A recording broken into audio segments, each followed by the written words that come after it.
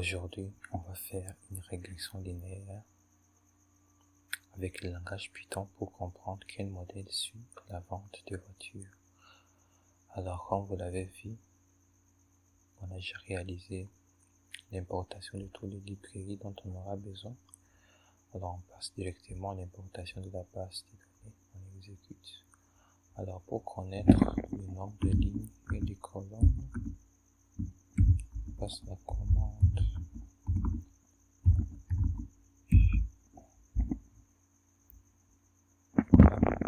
on constate directement que notre base de données a 92 lignes et 3 colonnes. Alors, ces colonnes peuvent être identifiées en nombre de variables. Alors, on va passer au résumé des données brutes. Alors, on va exécuter. Voilà. Nous voyons directement les valeurs maximum et les valeurs minimum. Nous voyons la moyenne de chaque variable. Nous voyons leur minimum. Nous voyons aussi leur valeur médiane avec leur variance. Alors, avant de continuer, on va supprimer les possibles valeurs manquantes. Pour supprimer les valeurs manquantes,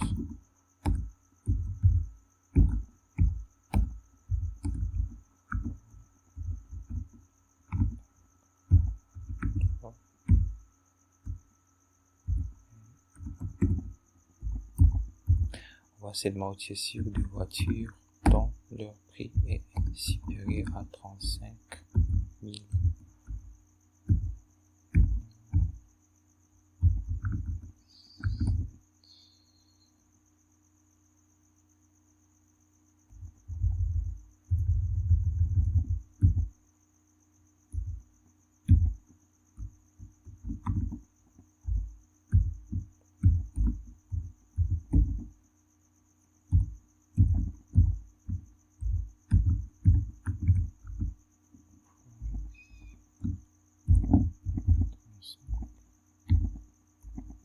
Puis on réindexe notre base de données.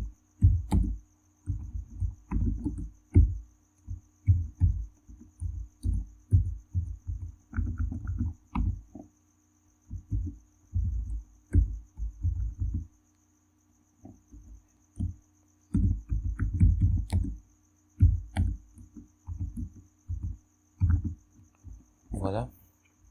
Ici, on vient de réaliser 3 étapes successives, notamment on supprime les possibles valeurs manquantes. On va seulement utiliser sur des voitures qui ont un prix inférieur à 35 000. Puis on réindexe notre base de données. On exécute. On va voir maintenant afficher les données nettoyées. Donc, data.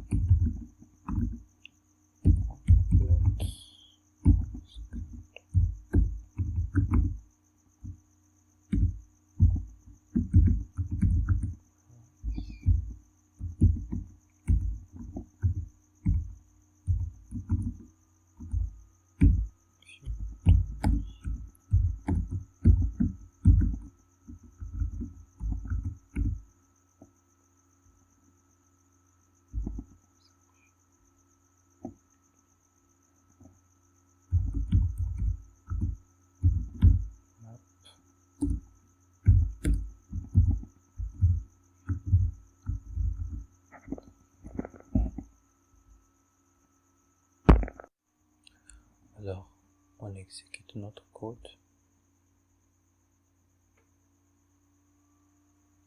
Voilà, on constate directement qu'il y a un problème d'hétéroscédasticité, c'est-à-dire que la variance des erreurs évolue différemment. On constate aussi que plus le fuel tank augmente, plus le prix des voitures augmente. Alors, on va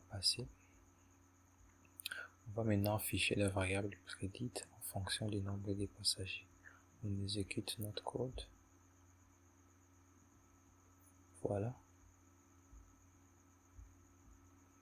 On constate que la répartition des prix ne semble pas être la même, avec moins de prix élevés pour les voitures qui ont entre 7 et 8 passagers. On considère que cet échantillon n'est pas représentatif, alors on va croiser les fuel tanks pour avoir un vue plus clair. Alors on va maintenant passer à l'affichage 3D.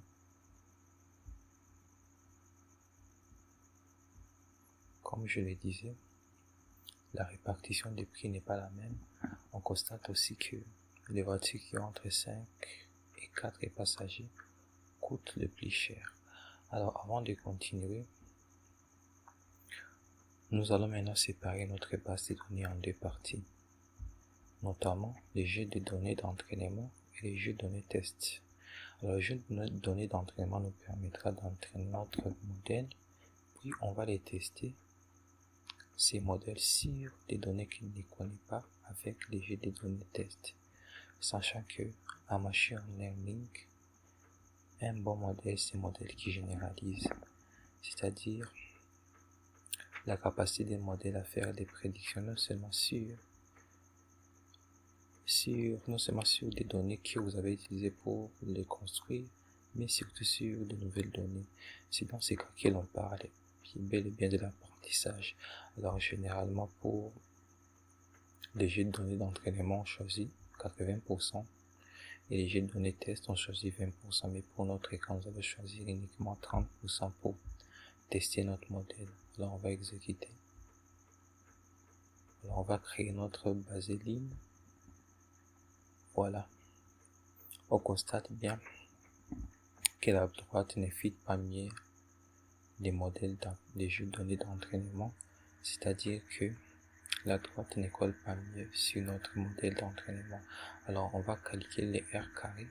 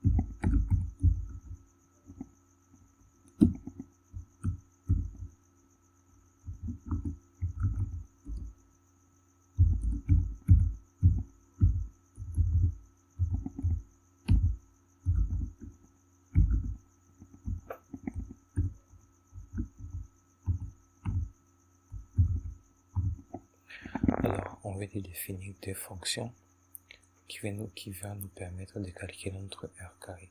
Alors, la première fonction a deux paramètres et qui retourne à des paramètres comme x et y, et il retourne la somme de x moins y de tout carré. La deuxième fonction, c'est une fonction qui va aussi nous permettre de calculer notre R carré. Alors, on va calculer notre R carré.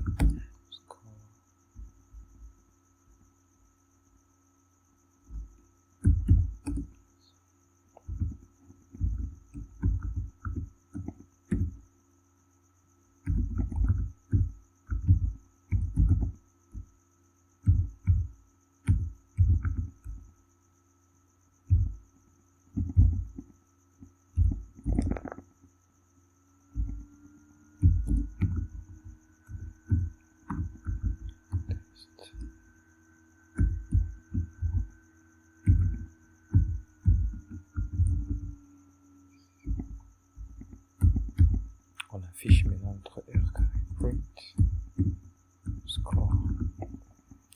On exécute.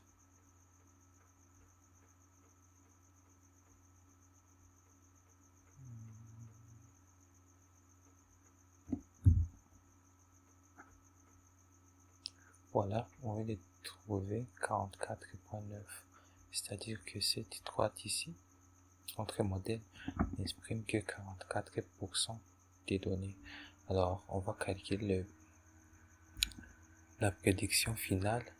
Donc, on va effectuer la prédiction finale sur des jeux de données test avec notre modèle qui combine les différents modèles par nombre de passagers. Alors, pour calculer notre prédiction finale, on va faire les codes suivants. Final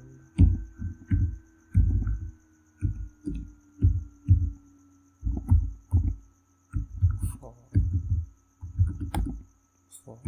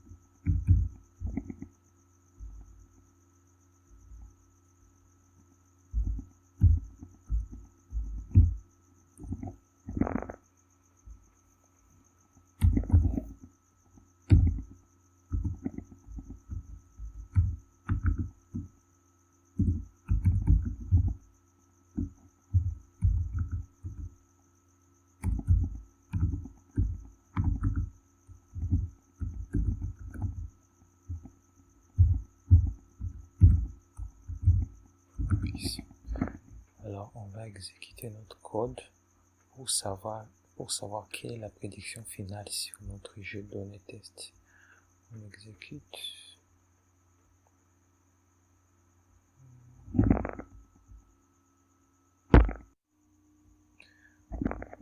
On exécute.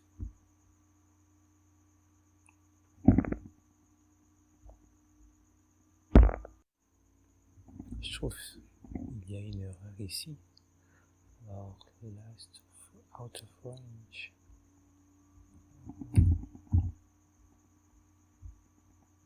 Voilà, on vient de trouver une prédiction finale de 50,28% sur les jeux de données d'entrée, les jeux de données test.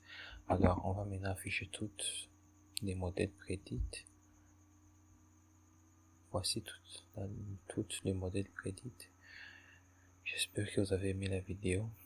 Je vais mettre les codes sources et la base de données dont j'ai utilisé pour réaliser cette étude. Alors n'hésitez pas à vous abonner à la chaîne. Merci.